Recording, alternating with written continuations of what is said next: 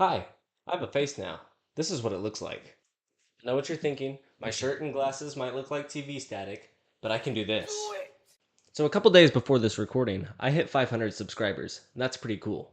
So, thank you to everybody who has supported this channel through the Discord and subscribing and other things. Today, I'm going to be answering some of your questions. I have my list of questions right here. We're just going to run down the list real quick here. Starting with Cute Carl, who asked who or what inspired me to do Primin B. That was just speculative evolution in general that kind of inspired me. I definitely liked the alien world themes better, like alien biospheres, Project Rose, Project Mira, stuff like that.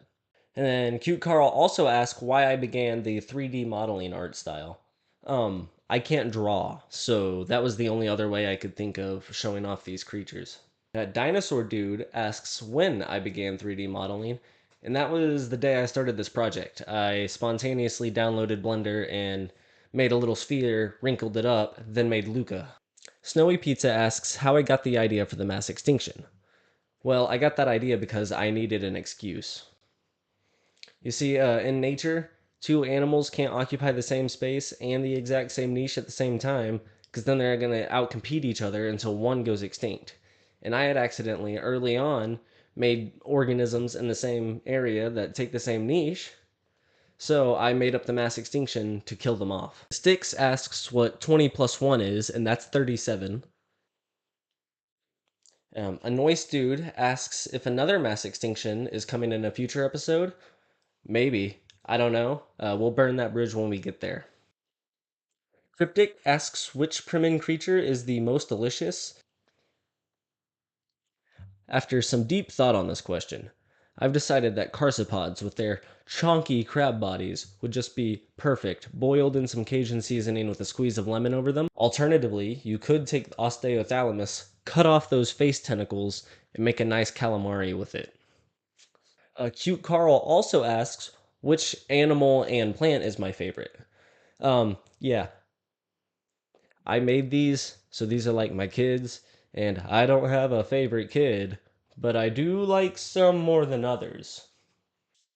Junior Atherm asks, what did I base the organisms off of?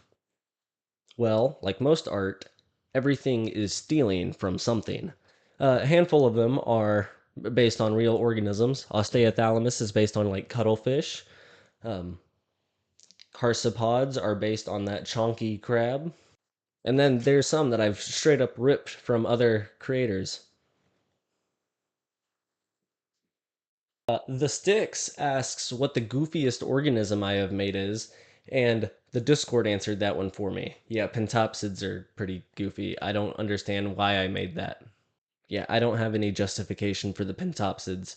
I just thought that would be a fun thing to make. Junior Atherm asks if I will ever cover Sapiens. Yes, there is a plan for that. I can't exactly tell you right now, but it has to do with the whole universe getting seeded with life. We'll get there. Wait, Junior Therm didn't ask that question. That was a nice dude. And then the last question that I'm covering today before making some fun announcements is from Cobalt X Strike. They asked for some advice to somebody who really wants to get into Spec Obo and has problems with confidence. The only thing I can say is stuff everybody's probably said, which is just do it. I'm not a big fan of like announcing in front of crowds and stuff either, which is, I mean, if you look at my videos, especially like the first couple, my voice is like shaky and I'm mumbling and all that. It like even now, standing in front of the camera, you might not be able to tell, but I'm shaking in my boots right now. I think the key is just to start making stuff and over time work on it. Just work on getting better and eventually you'll get there. All right, so now we get to start doing the news. You might have noticed that even though Primin B is the planet we're talking about, the channel is called the Primin Universe, and that's because I want to do a lot more planets in this universe over time. Actually, in fact, Primin B is just my practice run. I've made a handful of mistakes. Everybody's caught them. And that's the point. I kind of want to make the mistakes now so that way we're not doing that next on with other worlds.